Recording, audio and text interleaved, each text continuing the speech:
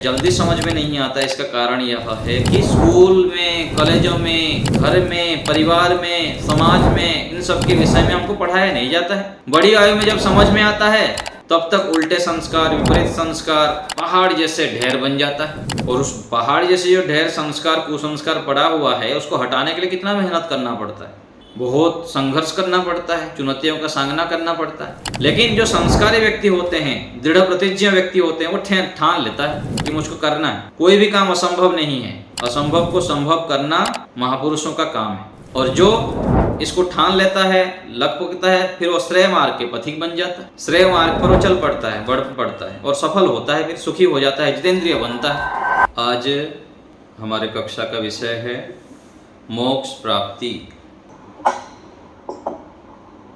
क्या, क्यों, कब और कैसे। मोक्ष प्राप्ति अर्थात क्या है, क्यों प्राप्त करना आवश्यक है, कब प्राप्त होता है, कैसे, किन उपायों से मोक्ष प्राप्ति की ओर बढ़ते हैं, इसको हम चर्चा करेंगे। मोक्ष प्राप्ति अर्थात क्या है, संपूर्ण दुखों से छूटना और पूर्ण तथा स्थायी सुख को प्राप्त करना, यही मोक्ष है। मोक्ष अर्थात मुच धातु है, छूटने अर्थ में। हम छूट जाएं दुखों से और छूटने के बाद पूर्ण आनंद से, पूर्ण सुख से, स्थायी सुख से जुड़ जाएं। मोक्ष को दूसरे अर्थ में अपवर्ग कहते हैं, कैवल्य कहते हैं, श्रेय मार्ग कहते हैं, स्थायी सुखों की प्राप्ति कहते हैं और तीनों दुखों से छूटना, ये सब मोक्ष को कहते हैं। मुक्ति, मोक्ष, कैवल्य, अपवर्ग आदि आदि नाम है। तो मोक्ष अर्थात छूटना, ये मोक्ष का अर्थ है। क्यों चाहिए मोक्ष? क्योंकि हमें दुख नहीं चाहिए, थोड़ा भी दुख नहीं चाहिए, पूर्ण रूप से स्थायी सुख चाहिए, स्थिर सुख चाहिए। इसलिए हमें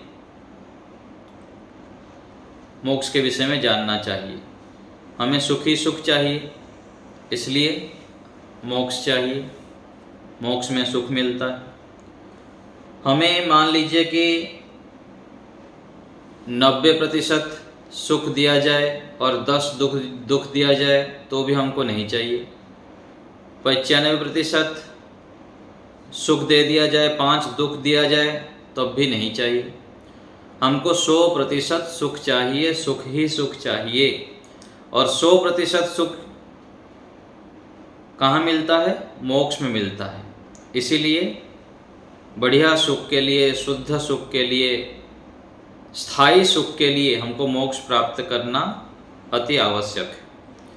यदि मिलावटी सुख चाहिए तो संसार में रहने की इच्छा करें। और हम क्या चाहते हैं, हमारी जो क्रियाएं हैं, हमारे विचार है, हमारी गतिविधियाँ क्या है, हम मिलावटी सुख के लिए प्रयत्न करते हैं। क्यों करते हैं? क्योंकि मिलावटी खाते खाते उस प्रकार से संस्कार बन चुके हैं, उसमें ही हम रम चुके हैं। शुद्ध तो मिला नहीं हमको, और शुद्ध के लिए कहीं तड़प भी नहीं है, अथवा ऐसे कोई हमको मार्ग दिखता ही नहीं जहाँ शुद्ध मिल जाए। खान पान से लेकर प्रत्येक चीज़ें मिलावटी खाते खाते जन्म से, और हमारे पिताजी, माताजी, दादा दादी से लेकर पीढ़ी बाई पीढ़ी ही शुद्ध ज्ञान के अभाव में उन लोग जैसे हमको बताए, पढ़ाए, सिखाए, वैसे हम चल पड़े। इसलिए हम मिलावटे खाने का आदत बना दिए हैं, मिलावटी सुख के पीछे दौड़ते रहते हैं और उसी के लिए ही हमारी प्रवृत्ति होती है। तो मोक्ष कब होता है? मोक्ष होता है 5 क्लेशों का नष्ट हो जाने पर, दग्धबीज हो जाने पर, अविद्या आदि जब कुछ भी नहीं रहता है तब मोक्ष हो जाता है। शरीर के बंधन से रहित जब हो जाएंगे तब मोक्ष होता है। ईश्वर में पूर्ण रूप से जब मन को लगाएंगे, ईश्वरमय जीवन बना लेंगे, संसार की आसक्ति से रहित हो जाएंगे, संसार में दुखी दुख जब दिखाई देने लग जाएगा, अपने अभिमान को जब हम नष्ट कर लेंगे, समाधि लगा देंगे, पर वैराग्य को प्राप्त कर लेंगे, स्थित प्रज्ञ बन जाएंगे, ऊर्ध्व रेता बन जाएंगे, जीवन मुक्त बन जाएंगे, त्रिगुणातीत बन जाएंगे, विदेह बन जाएंगे, उसके बाद हमको मोक्ष मिलेगा। और इन सब को प्राप्त करने के लिए पुरुषार्थमय हमें बनना पड़ेगा, एक एक क्षण का सदुपयोग करना पड़ेगा, वसुधैव कुटुंबकम की भावना को जगानी पड़ेगी, स्थिर करना पड़ेगा, केवल सामान्य रूप से हो जाने से नहीं चलेगा। और अपनी मानसिक स्थिति को कैसे बनाना पड़ेगा? अभी तो हम सोचते हैं कि परमानेंट जैसे अपना घर होता है, अपना घर है, यहाँ संसार पक्का परमानेंट है, ऐसे मान लेते हैं। किराए घर में जैसे रहने पर व्यक्ति की मानसिक स्थिति होती है, किसी से किसी वस्तु को मांग के लेके आने पर जैसे मानसिक स्थिति होती है, वैसी अपनी बुद्धि को बनानी पड़ेगी कि यह जो शरीर मन बुद्धि आदि है हमको मिला है कुछ दिनों के लिए, थोड़े समय के लिए, यह मानसिकता को हमें दृढ़ बनानी पड़ेगी, स्थायी बनानी पड़ेगी। और ईश्वर को ही सर्वोपरि मानना पड़ेगा, ईश्वर ही सर्वोपरि है और वही स्वामी है। यह तो जो मुझे मिला हुआ है यह कुछ दिनों के लिए मिला हुआ है, मालिक ने मुझे कुछ समय के लिए दिए हुए हैं। और मोक्ष प्राप्ति कैसे होगा? उसके लिए अभ्यास वैराग्याभ्याम तन निरोध, बार बार अभ्यास करनी पड़ेगी, अभ्यास अभ्यास अभ्यास, तीव्र अभ्यास से, बार बार अभ्यास से हम वैराग्य को प्राप्त करते हैं। वैराग्य अर्थात ज्ञानस्य व पराकाष्ठा वैराग्यम, जितना जितना ज्ञान हमारा बढ़ता रहेगा उतना उतना हम वैराग्य में से युक्त होते रहेंगे। बाह्य रूप में दिखावटी वास्तविक वैराग्य का स्वरूप नहीं है, वो तो होना ना होना एक लक्षण है। वास्तविक वैराग्य तो आंतरिक होते, आंतरिक स्थिति है वैराग्य। घर में रहते हुए भी, परिवार में रहते हुए भी, समाज में रहते हुए भी प्राप्त कर सकते हैं, लेकिन ये दुर्लभ हो जाता है स्थिति आजकल की देखते हुए। इसलिए ऋषियों ने कहे हैं एकांत में रहने के लिए, आश्रम में रहने के लिए, दूर रहने के लिए। कोई बिरले होते हैं जो परिवार में रहते हुए भी स्थितियां प्राप्त कर लेते हैं, अथवा कुछ व्यक्ति जन्म जन्मांतर से जो तपस्या किए हुए रहते हैं, पुरुषार्थ किए हुए रहते हैं, जिनको संसार में दुख पहले दिखा हुआ है और अभी छोटे से आयु से जिनको बड़े बड़े संकट, कठिनाई, बाधाएं, रोग, व्याधि आदि से जो ग्रसित हो जाते हैं, भयंकर जैसे दुख आ जाता है, तो उनको जल्दी वैराग्य हो जाता है, ईश्वर की ओर अभिमुख हो जाते हैं, संसार की वास्तविकता उनको समझ में आ जाता है। तो वैराग्य अर्थात ज्ञान की पराकाष्ठा, सत्य बुद्धि को प्राप्त करना, अविद्या को दूर करना, यह हमारा लक्ष्य होना चाहिए। और अभी हम क्या स्थिति में हैं? अंधकार से, अज्ञान से, अविद्या से घिरे हुए हैं। अनित्य को नित्य मानते हैं, नित्य को अनित्य मानते हैं, आदि आदि हम अविद्या के महासागर में डुबकी लगा रहे हैं। ये सत्य है। तो सांख्य दर्शन में कहा गया ये जो मोक्ष है, तीन दुखों से छूटना है, अथ त्रिविध दुख अत्यंत निवृत्ति अत्यंत पुरुषार्थ। सामान्य पुरुषार्थ से यह तीन प्रकार के दुख, आध्यात्मिक, आधि भौतिक, आधि दैविक दुखों से छूट नहीं सकते। आध्यात्मिक दुख अर्थात अपनी गलतियों से होने वाला दुख। यहाँ जितने भी दुख मिलता है अधिकांश हम अपने गलती से चुन कर लाते हैं, अपनी अज्ञानता से, अपनी अविद्या से, कुसंस्कारों के कारण हम दुखी होते रहते हैं। यही चीज जो वैराग्य हो जाता है, ज्ञान हो जाता है, विवेक हो जाता है, तत्व ज्ञान से युक्त हो जाता है, वही स्थिति, सामान्य स्थिति, उसी प्रकार की स्थिति आने पर भी व्यक्ति सम रह जाता है। और अज्ञान के समय, अविद्या के समय छोटे से दुख आने पर भी तिलमिला जाता है, प्रतिक्रिया करता है, अप्रामाणिक सोच लेता है, लड़ाई झगड़ा मार पीट कितना कुछ हो जाता है। वही स्थिति, और वही उससे भी बड़े बड़े संकट की स्थिति आने पर, बड़े से बड़े अपमान होने पर विवेकी व्यक्ति शांत रहता है, प्रसन्न रहता है, प्रतिक्रिया नहीं करता है। देखिए कितना गजब स्थिति। ज्ञान का ही फर्क है। दिखने के लिए तो वही शरीर मन बुद्धि आदि रहेगा, वही हाथ पैर आंख वस्त्र रहेगा, लेकिन अंदर ज्ञान के रूप में कितना परिवर्तन हो जाता है, आकाश पाताल का फर्क। एक व्यक्ति भोजन खा रहा है, हलवा खा रहा है, मिठाई खा रहा है, बढ़िया बढ़िया भोजन खा रहा है, सुख लेके खा रहा है, वाह मजा आ गया, ऐसे विचार करके वो खा रहा है। और दूसरा व्यक्ति केवल साधन के रूप में ईश्वर प्राप्ति के लक्ष्य रखकर जीवन चलाने की दृष्टि से खाता है, वही भोजन वही मात्रा, कितना फर्क देखिए। संसार में रहते हुए ही व्यवहार करते हुए सामान्य रूप से व्यक्ति कितना आसक्त हो जाता है, अविद्या से युक्त हो जाता है, वासनाओं से युक्त हो जाता है, और दूसरे व्यक्ति ना रूप में, रस में, गंध में, स्पर्श में निर्लिप्त रहता है, जीवन मुक्त हो जाता है। यह ज्ञानस्य अवपराकाष्ठा, ज्ञान की पराकाष्ठा। जितना जितना ज्ञान हमारा परिपक्व होता है, तीव्र होता है, श्रेष्ठ होता है, पवित्र होता है, उतना हम निर्लिप्त हो जाते हैं। ये क्या है? आध्यात्मिक, अपने गलतियों से होने वाले दुख से व्यक्ति बच जाता है। आदि भौतिक दुख, यहाँ संसार में रहेंगे, शरीर में रहेंगे, तो उपनिषद में कहा गया न वा स शरीरस्य, शरीर में रहते हुए दुख कष्ट से आप बच ही नहीं सकते, आएगा ही आएगा। इसलिए सांख्य दर्शन में कहा गया कुत्रापि कोपि सुखी ना, यहां पर कोई भी कहीं भी पूर्ण रूप से सुखी नहीं।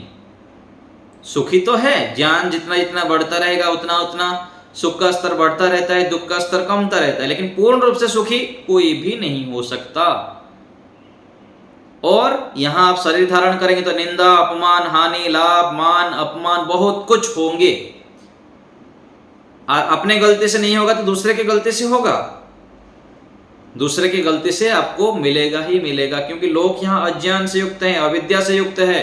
आप जितना भी अच्छे चलेंगे वो आपका स्वार्थ सिद्ध करना चाहेंगे। आप अच्छे चलेंगे तो उनको अच्छा नहीं लगेगा, वो अपने जैसा बनाना चाहेंगे उनको, आपको चाहेंगे। सभी लोग अपने हिसाब से चलाना चाहेंगे, और आप जब नहीं चलेंगे तो आपका विरोध करेंगे, आपको अपमानित करेंगे, आपको कष्ट देना चाहेंगे। आप चुपचाप भी बैठ नहीं सकते, आपको चुपचाप बैठने भी नहीं देंगे यहाँ पर लोग। इतनी समस्या है यहाँ पर। देखिए कई बार हमको भी मैसेज करते रहते हैं लोग, आप क्यों मौन कर रहे हो, क्या करेंगे इससे, संसार का क्या हानि हो जाएगा, ये होगा वो होगा।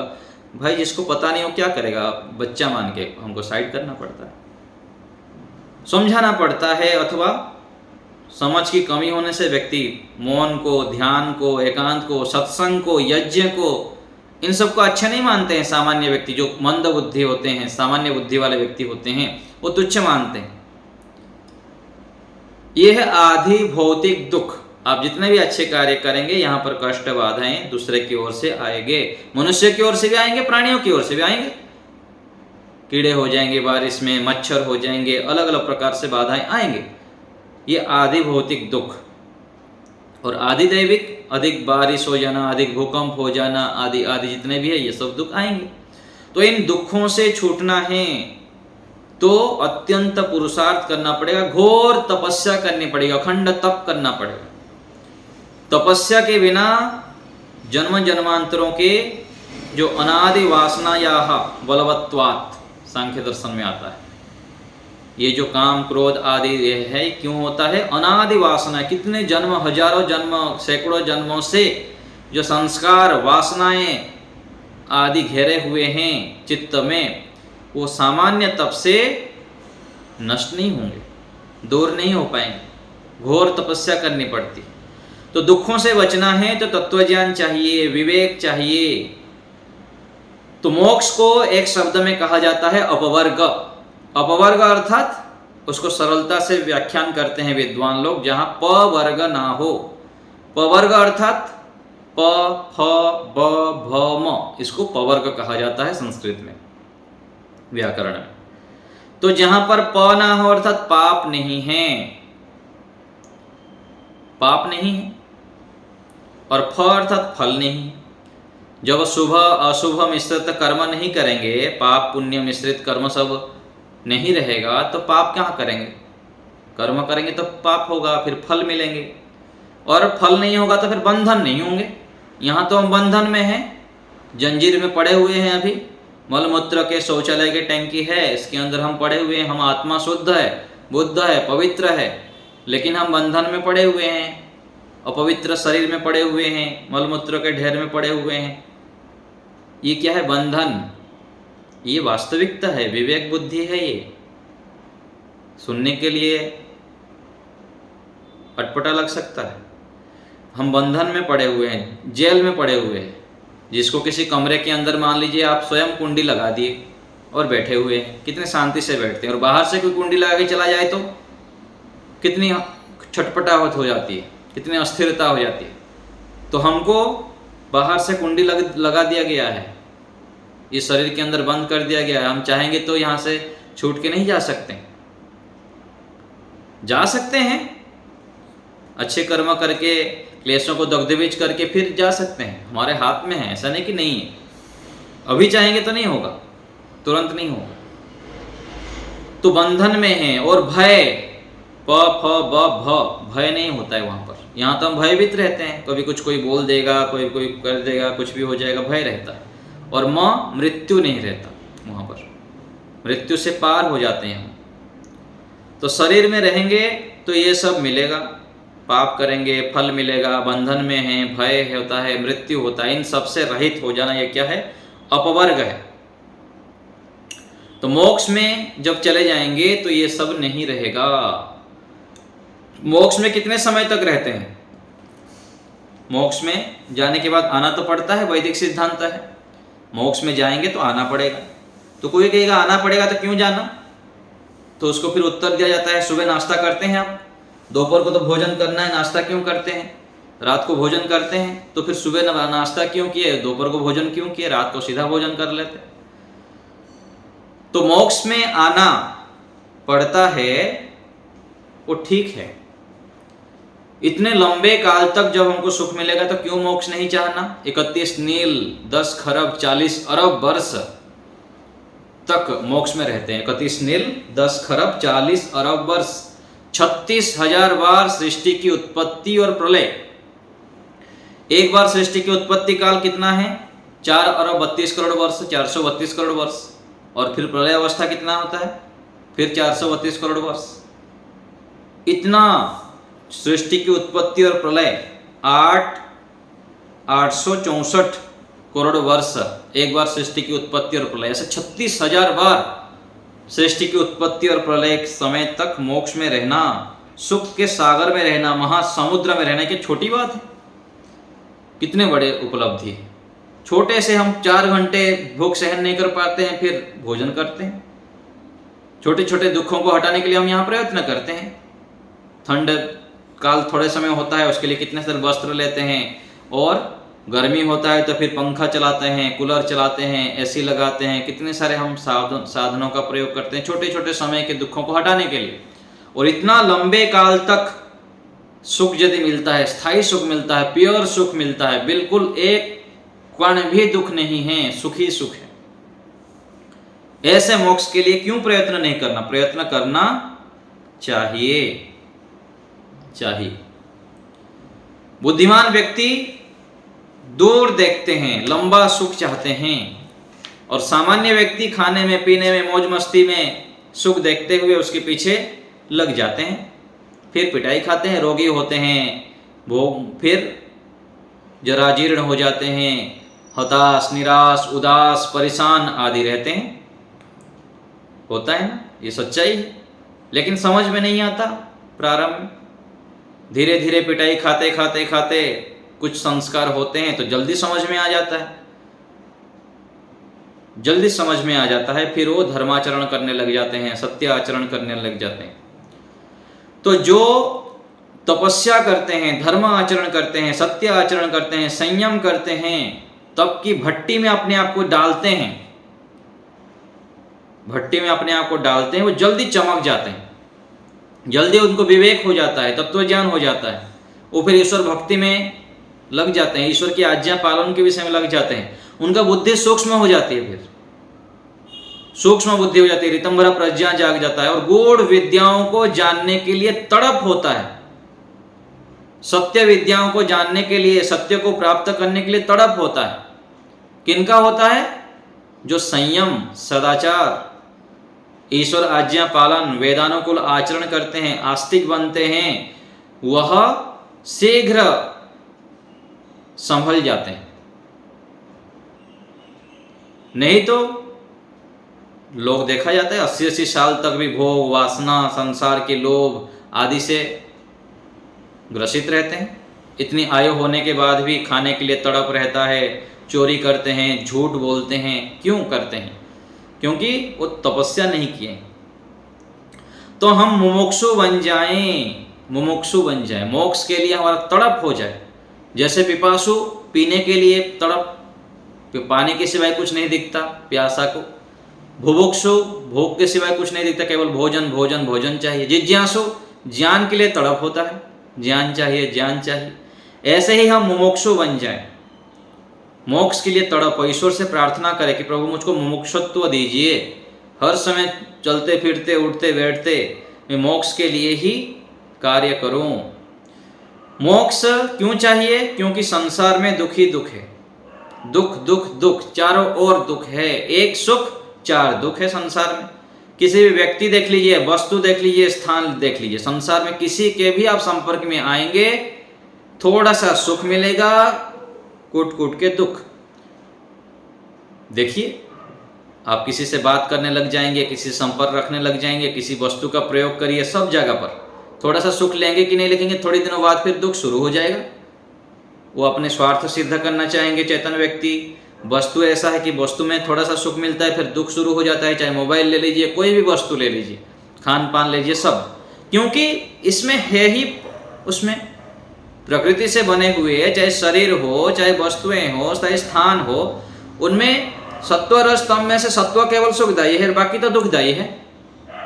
उसमें मटेरियल में ही है, मूल कण में ही है, तो उसका प्रतिक्रिया तो होगा ही। जब ये समझ में आ जाता है, जितना जल्दी समझ में आ जाता है, फिर मुमुक्षुत्व हो जाता है। और यहाँ संसार में जहाँ भी देखेंगे अन्याय है, शोषण है, अत्याचार है, ये सब होता है, सभी के साथ होगा। ऋषि मुनियों के साथ भी हुआ, महापुरुषों के साथ भी हुआ, हमारे साथ भी हो रहा है, आगे होगा भी। ये सब परीक्षा है। तो यहाँ अल्पज्य मनुष्य में, प्राकृतिक पदार्थों में कम सामर्थ्य होने से उन लोग हमारे ऊपर अत्याचार करते हैं, अन्याय करते हैं, उनसे दुख मिलता है, मिलेगा। तो ये बुद्धिमान व्यक्ति को जल्दी समझ में आ जाता है, और जल्दी समझ में आ गया तो कल्याण मार्ग के पथिक बन जाता है, मुमुक्षु बन जाता है। वो समय का सदुपयोग करता है, मोक्ष प्राप्ति के लिए साधनों का संग्रह करता है, सत्य न्याय आचरण करने लग जाता है, पुरुषार्थी बनता है, साधनों का उचित प्रयोग करता है, अपरिग्रह का पालन करता है, अनावश्यक साधनों को संग्रह नहीं करता, अनावश्यक विचारों का संग्रह नहीं करता। और जितना इतना साधना करते जाएंगे, ये दुख समझ में आएगा, ये सच्चाई समझ में आएगा, और जब समझ में आ जाता है फिर जल्दी सावधान हो जाता है, जल्दी सावधान हो जाता है, सावधान होकर आगे बढ़ने लग जाता है। तो आगम प्रमाण, शब्द प्रमाण, ऋषियों को, महात्माओं को, विद्वानों को जब हम सुनते हैं, बार बार सुनते हैं, उनकी बातों पर पूर्ण विश्वास करते हैं, बड़ों की बातों के ऊपर विश्वास करके चलते हैं, तो हमको सत्य जल्दी समझ में आ जाता है। सत्य क्या है, संसार में कितना सुख है, कितना दुख है, ये सब समझ में आ जाता है। जैसे बालक है, छोटा बालक को देख के हम बेचारा समझते हैं, क्यों ऐसे करता है, क्यों ऐसे समय बर्बाद करता है, सोचते हैं। ऐसे ही हम संसार के लोगों को, मूर्खता को देखते हुए हम उसमें घुसते नहीं हैं, और जल्दी हम उनसे बच जाते हैं, हम स्वयं मूर्खता से बच जाते हैं। तो संसार में पूर्ण सुख ढूंढना क्या है? मूर्खता है। और ईश्वर में, धर्म में, न्याय में, ज्ञान में, विवेक में, मोक्ष में सुख देखते हुए क्रियाकलाप करना, उसकी ओर बढ़ना, ये बुद्धिमत्ता है। तो शरीर रूपी जेल से, बंधन से हमें हटना है, पूर्ण सुख को प्राप्त करना है। यह तीव्र इच्छा हमारे अंदर हो, और यह जब समझ में आ जाता है कि मैं आत्मा हूँ, इस शरीर से रहित हूँ, और मेरे आत्मा का मूल घर कहाँ पर है? मोक्ष है। जैसे यहाँ पर हम किसी की यात्रा में जाते हैं, किसी घर में जाते हैं, कभी बाहर जाते हैं ना कुछ दिन के लिए, तो हमको बाहर जितना भी हम कहीं भी जाते हैं फिर घर के याद आ जाता है, फिर घर आ जाता है, और घर में आने पर पूरा निश्चिंतता होती है, बहुत शांत स्थिरता अनुभव होता है। ऐसे ही हमारा मूल घर कहाँ पर है? मोक्ष में।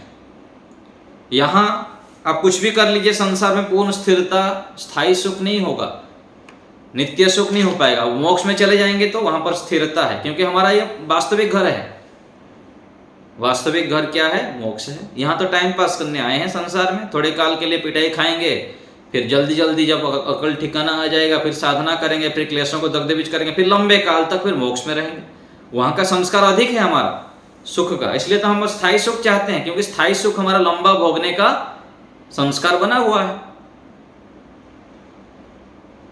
तो यहां पर हमें तीव्रता से तड़प होनी चाहिए कि मुझे जल्दी जल्दी जीवन को सफल बनाना है, और पुरुषार्थ करते हुए आगे बढ़ते रहना है। जितना जल्दी कुसंस्कारों को नष्ट करेंगे, हटा देंगे, सुसंस्कारों को बढ़ा देंगे, बढ़ाते जाएंगे, उतना जल्दी हमारा शुद्ध ज्ञान आने लगेगा, विवेक आने लगेगा। ये हमको समझ में नहीं आता, इसका कारण यह है, जल्दी समझ में नहीं आता, इसका कारण यह है कि स्कूल में, कॉलेजों में, घर में, परिवार में, समाज में, इन सब के विषय में हमको पढ़ाया नहीं जाता है। बड़ी आयु में जब समझ में आता है तब तक उल्टे संस्कार, विपरीत संस्कार पहाड़ जैसे ढेर बन जाता है, और उस पहाड़ जैसे जो ढेर संस्कार, कुसंस्कार पड़ा हुआ है, उसको हटाने के लिए कितना मेहनत करना पड़ता है, बहुत संघर्ष करना पड़ता है, चुनौतियों का सामना करना पड़ता है। लेकिन जो संस्कारी व्यक्ति होते हैं, दृढ़ प्रतिज्ञ व्यक्ति होते हैं, वो ठान लेता है कि मुझको करना है। कोई भी काम असंभव नहीं है, असंभव को संभव करना ये महापुरुषों का काम है। और जो इसको ठान लेता है, लग पकता है, फिर वो श्रेय मार्ग के पथिक बन जाता है, श्रेय मार्ग पर वो चल पड़ता है, बढ़ पड़ता है और सफल होता है, फिर सुखी हो जाता है, जितेंद्रिय बनता है। तो कोई भी काम यहाँ पर असंभव नहीं है, दुर्लभ नहीं है। मान लिया तो, ठान लिया तो वही कार्य सफल सरल हो जाता है। वो मान लीजिए घर कोई भोजन भी बनाता है, भोजन बना के खाने के लिए एक व्यक्ति को कितना कष्ट होता है, नहीं खाता है, भूखे रह जाएगा, बाहर से मंगा के खा लेंगे, कुछ भी कर लेगा, लेकिन इसके लिए कष्ट होता है। और जो व्यक्ति सोचता है कि नहीं बाहर का नहीं खाना है, बना के खाना है, और बना के खाने कुछ दिन खाने लग जाए तो बनाकर, फिर वो अभ्यास बन जाता है। ऐसे ही जितेंद्रिय बनना, ध्यान करना, उपासना करना, श्रेष्ठ कार्यों को करना प्रारंभ में दुर्लभ लगता है, कठिन लगता है, आश्चर्य लगता है कि ये तो मेरा बस का नहीं। लेकिन रोज रोज जो हम करने लगते हैं, लंबे समय तक अभ्यास डाल देते हैं, तो वह सरल हो जाता है। आज बहुत सारे लोग देखिए रात को लेट तक जागते हैं, सुबह देर तक सोते रहते हैं। क्यों? क्योंकि देखा देखी चलता है दुनिया में, जैसे देखते हैं, जैसे सुनते हैं, जिस प्रकार से वातावरण में रहते हैं वैसे बन जाते हैं। आज वातावरण में यह स्थिति नहीं है कि व्यक्ति ध्यान करे, साधना करे, अत्यधिक वो नहीं है। जहाँ देखो भोगवाद की प्रचलितता है, और ये संसार में रहेगा। संसार में युग युग से वो चलता है, कभी अधिक कभी कम। तो हमको अपने हिसाब से मार्ग चुनना है, ऐसे सुनना है, ऐसे देखना है, ऐसे वातावरण बनाना है जिससे कि हम जल्दी जल्दी आगे बढ़ जाएं। प्रवाह में नहीं बहना है, भोगवाद की प्रवाह में हमको बहना नहीं है। हमको स्वयं को आदर्श बनते हुए परिवार में, समाज में, अपने जीवन में आदर्शता की पराकाष्ठा को बनानी है। नया रास्ता स्वयं चुनना है, अपने रास्ता को ऐसे बनाना है कि लोग आगे हमको आदर्श मानते हुए, हमको देखते हुए अपने जीवन को ले जाएं। ये तो हमको करना पड़ेगा। 100 में, हजारों में कुछ व्यक्ति यदि आगे बढ़ेंगे तो उनको देख के भी तो आगे बढ़ेंगे लोग। फिर कोई नहीं बढ़ेगा तो फिर ऐसे ही चलता रहेगा, चलता ही रहेगा। दुष्ट व्यक्ति, अधर्मी व्यक्ति, कुसंस्कारी व्यक्ति पाखंडी व्यक्ति अपने पाखंड को, कुसंस्कारों को, भोगवाद को बढ़ाते रहेंगे, क्योंकि जो जैसा है वैसे बनाना चाहते हैं। दुष्ट व्यक्ति अपनी दुष्टता को नहीं छोड़ते हैं, तो श्रेष्ठ व्यक्ति अपनी श्रेष्ठताओं क्यों छोड़े। हमको अपनी श्रेष्ठता को, दिव्यता को, अच्छे संस्कारों को, आध्यात्मिकता को, सत्य मार्ग को, ईश्वर के मार्ग को छोड़ना नहीं है। ये संकल्प, दृढ़ संकल्प, बार बार गिरेंगे फिर भी हटना नहीं है, डटे रहना।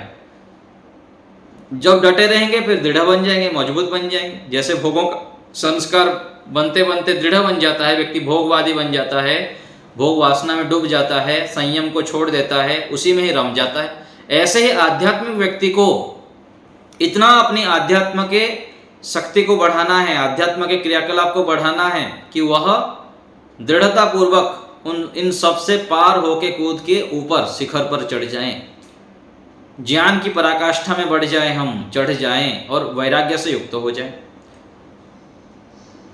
इसी को ही आश्चर्य कहा जाता है, इसी को ही जादू कहा जाता है, इसी को ही चमत्कार कहा जाता है। जो व्यक्ति पुरुषार्थ करके ऊंचाई को प्राप्त कर देता है और अपने मान्यताओं को ही ध्वस्त कर देता है, जो अपने आप को मान के रहता है, मैं तो नहीं कर सकता ध्यान, मैं तो ये नहीं कर सकता, मैं तो वो नहीं कर सकता, जो अपने आप के विषय में मान के था, उसी मान्यताओं को ही व्यक्ति पुरुषार्थ करके ध्वस्त कर लेता है। फिर जितना करता रहता है उतना उत्साह बढ़ता है, उत्साह, उमंग, पराक्रम, शूरवीर बन जाता है। हताश, निराशा से बहुत दूर चला जाता है। जो क्रोध करता था, खिन्न होता था, इन सब को वो ध्वस्त कर सकता है, वो कर देता है जो ठान लेता है। तो मोक्ष मार्ग के हमको पथिक बनना है। मोक्ष अर्थात क्या है, जैसे यहाँ पर नदी है, नदी के इस तरफ संसार है, उस तरफ मोक्ष है। और ये नदी कैसा है, संसार रूपी जो नदी है ना, इसको कहा गया पथरीली नदी कहा गया, एक वेद मंत्र में आता है। पथरीली नदी में बहुत सावधानी से चलना पड़ता है, एक दूसरे को पकड़ते हुए चलना पड़ता है, सहयोग लेकर चलना पड़ता है, बुद्धिमत्ता से चलना पड़ता है। थोड़ा सा भी असावधान होंगे तो संसार के प्रवाह में बह जाएंगे, पूरा बह जाएंगे। और ये प्रवाह कैसा है, आध्यात्म मार्ग के प्रवाह तो विपरीत दिशा में चलना, शीर्षासन है पूरा, और जो चल जाता है वो पार हो जाता है। तो संसार से पार होके हमें दूसरे किनारे पर जाना है और मोक्ष को प्राप्त करना है। और बीच में बहुत सारे साधन होंगे, वेद, दर्शन, उपनिषद, सदशास्त्र आदि, गुरु आचार्य आदि, ये सब साधन है।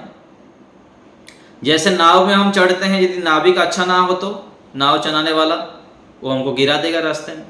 ऐसे ही यदि यहाँ पर हम सत्संग के माध्यम से अच्छे गुरु आचार्य संत महात्माओं का सानिध्य नहीं लेते हैं, तो फिर देखिए कैसे गुरु आचार्य होते हैं, कैसे आजकल अलग अलग प्रकार से पाखंड चलता है। व्यक्ति फिर आगे क्या बढ़ेगा, फिर विपरीत दिशा में चलते हुए अपने संस्कारों को बिगाड़ देता है। इसलिए परीक्षण करते रहना है, अच्छे पुस्तकों के, अच्छे ग्रंथों के, अच्छे चेतन गुरु आचार्यों के सानिध्य में रहते हुए इस पार संसार रूपी जो नदी है इससे पार होना है। नहीं तो यहाँ पर डूब जाएंगे, डूब के फिर अगले जीवन, फिर से अगले जीवन, फिर से अगले जीवन, ऐसे चलता ही रहेगा। तो मोक्ष का सुख, समाधि का सुख, ईश्वर का आनंद अद्भुत होता है, विशेष होता है। इसको हम मन मस्तिष्क में बिठाएं। कैसा होता है ये शब्दों से नहीं कह सकते। जैसे यहाँ पर कोई नीम कड़वा है, कैसा है, कड़वा है केवल बोल देते हैं, लेकिन जो खाएगा उसको पता लगता है। गुड़ मीठा है बोल देते हैं, हलवा मीठा है, कैसा है, मीठा है, वो शब्दों से हम बोलते हैं। ऐसे ही जो ईश्वरीय सुख है, समाधि का सुख है, मोक्ष का सुख है, ये बहुत अधिक वर्णन किया गया उपनिषद में। तो कई गुना, इतने गुना इस रूप में केवल उपमा के रूप में बताया गया है। इसको हम मन मस्तिष्क में बिठाएं प्रमाणों के आधार पर। जैसे यहाँ संसार में लोग भोगों में लगे हुए हैं, सुखों में, खाने में, पीने में, मौज मस्ती में लगे हुए हैं, पार्टी विवाह, घूमना फिरना। उनको क्या पता जितेंद्रिय में क्या सुख है, संयम में क्या सुख है, ईश्वर के ध्यान में क्या सुख है, एकांत में क्या सुख है, सत्संग में क्या सुख है, उनको कहाँ पता चलता है। जिनको ये रंग लग जाता है, मौन रहना, सत्संग में रहना, ध्यान करना, ये रंग जिनको लग गया, जिनको ये सुख मिल गया, उस सुख को छोड़ देते हैं। जब तक ये सुख नहीं मिला है तब तक व्यक्ति संसार में लगेगा, कहीं ना कहीं तो सुख तो चाहिए। तो प्रमाणों के माध्यम से हमको मन मस्तिष्क में बिठाना है कि शांत रहने से, मौन रहने से, सत्संग करने से क्या लाभ है, और बैठ गया तो उसको बढ़ाना है। और उससे आगे समाधि में क्या सुख है, मोक्ष में क्या सुख है, ये कितना उत्तम सुख होता है, ये मन मस्तिष्क में बिठाएं। कितना बड़ा सुख है, जब तक बड़ा सुख समझ में नहीं आएगा तब तक यहाँ पर हम छोटे छोटे सुखों में उलझते रहेंगे, समय बर्बाद कर लेंगे। परिवार में, समाज में, अलग अलग कार्य में, गौण कार्य में, तुच्छ कार्य में, इसमें हम डुबकी लगा के अपने समय सामर्थ्य को खराब कर देंगे। फिर पश्चाताप होगा, फिर अरे क्यों हो गया, क्यों कर दिया, ये स्थितियां बनेंगी। तो मोक्ष का सुख अत्यंत सुखदायी है, बहुत बड़ा सुख है, लंबे समय तक हमको सुख मिलता है। नहीं तो पुनरपि जननम पुनरपि मरणम, फिर से जन्म फिर से मरण, यदि चलता रहता है। मनुष्य जीवन नहीं मिला तो कितने पशु पक्षी कीट पतंग कितना दुखदायी है, कितना बंदी से। देखिए गाय है, गाय देखिए यहाँ हमारे आसपास होते हैं, गाय को देखिए, गाय को बुखार हो गया, भूख लग रहा है, प्यास लग रहा है, ना बता सकता है भूख लग रहा है, मुझको प्यास लग रहा है, शरीर में दर्द हो रहा है, नहीं बता सकता। जब उसके मालिक खाने को दे दिया वो खाता है, पीने को दे दिया पीता है, तो बंधा रहता है ऐसे ही। मालिक यदि भूल गया, कहीं चला गया है तो प्यासा भूखा ऐसे ही पड़ा रहता है। ये स्थिति है पशु पक्षियों में। घर में जो तोता पाले होते हैं, कुत्ते पाले होते, देखिए क्या स्थिति है, कितना मंदी से। मालिक जब देगा तब खाएंगे, जितना देगा उतना खाएंगे। तो ये मनुष्य शरीर मिला है तो मोक्ष प्राप्ति के लिए मिला है, दुखों से छूटने के लिए मिला है। यतो अभ्युदय निःश्रेयस सिद्धि ही सधर्म। धर्म क्या है? जिस कार्य को करने से अभ्युदय और निःश्रेयस की सिद्धि हो, वो धर्म है। हम जो कार्य करते हैं उसको देखें, जो मैं कार्य कर रहा हूँ क्या इसमें सांसारिक सुख भी मिल रहा है, और सांसारिक सुख के साथ साथ ये मोक्ष के लिए सहायक बन रहा है या नहीं बन रहा है। यदि नहीं बन रहा है, केवल सांसारिक सुख मिल रहा है, तो एक हानि है। 4 पुरुषार्थ कहा गया ना, धर्म अर्थ काम और मोक्ष। और पहला क्या है? धर्म। उसी से ही अर्थ अर्जन करना है, उसी से ही काम प्रयोग, जो काम अर्थात साधन, मोक्ष को प्राप्ति के लिए जो भी खाना पीना आदि है, ये सब कामना है।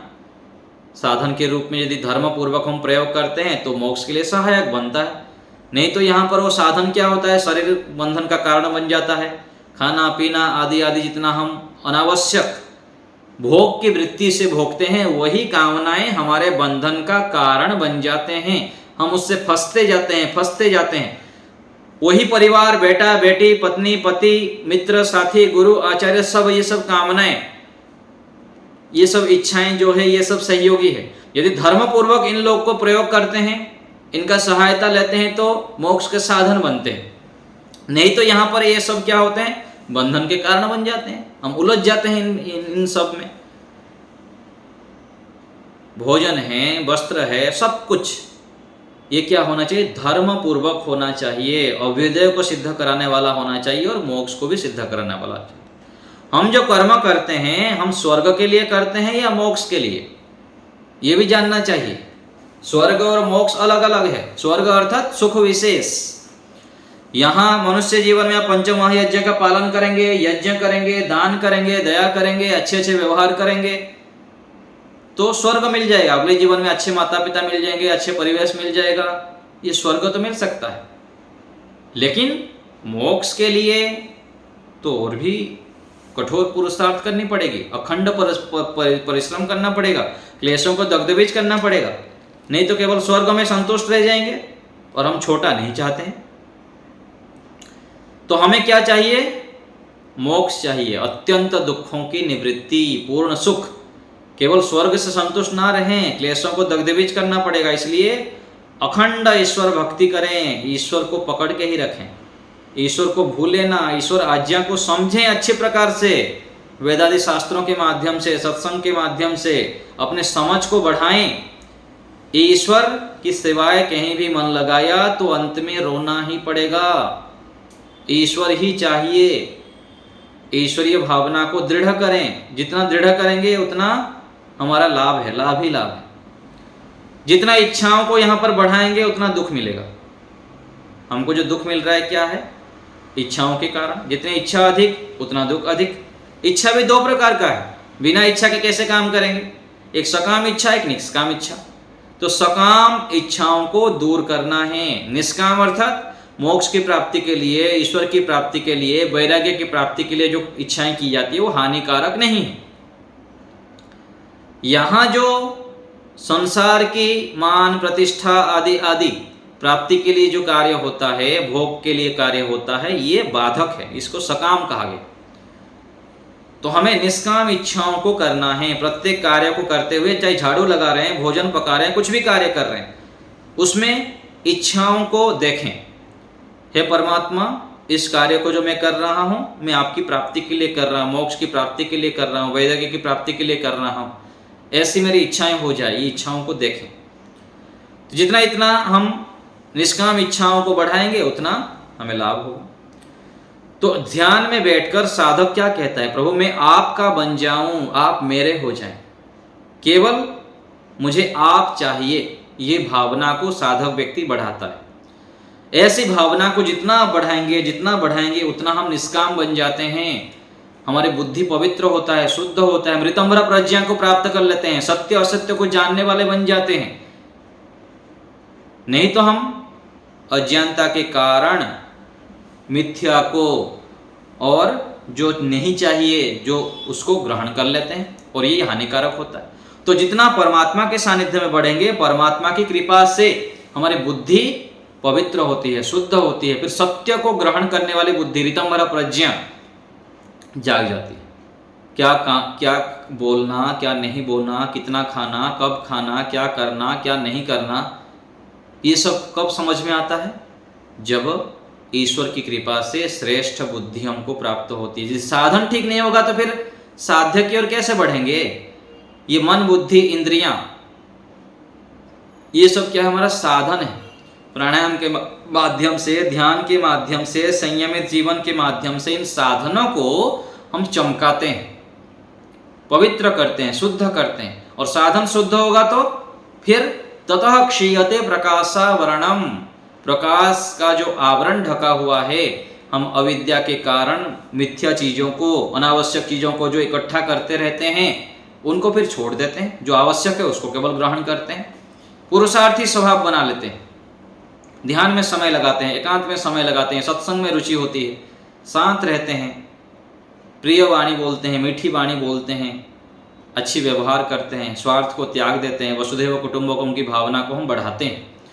तो ईश्वर की भक्ति हमारे जीवन में हो अधिक से अधिक, ऐसे प्रयास करें, तब जाके हमको मोक्ष क्या है, कैसे प्राप्त होता है, क्यों चाहिए, कैसे मिलेगा, क्या क्या करने से मिलता है, इन बातों का समझ अच्छी प्रकार से मन मस्तिष्क में बैठता है। सुनना एक पक्ष है, व्यवहार में आ जाना, मस्तिष्क में बैठ जाना, आचरण में परिवर्तन आ जाना, ये एक पक्ष है। तो हमको सुनना भी है, जानना भी है, और आगे चलकर धीरे धीरे उसको आचरण में भी लाना है।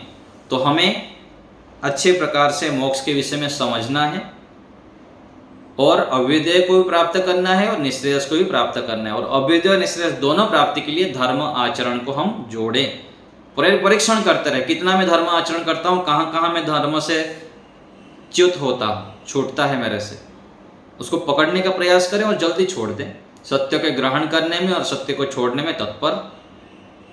ईश्वर से प्रार्थना भी करें कि प्रभु मुझे यह ज्ञान दीजिए कि मैं जल्दी इन सबको समझ जाऊं, मेरे समझ में आ जाए, मैं आपसे जो दूर होने वाली, आपसे दूर होने की जो क्रियाएं हैं उनको मैं छोड़ दूं।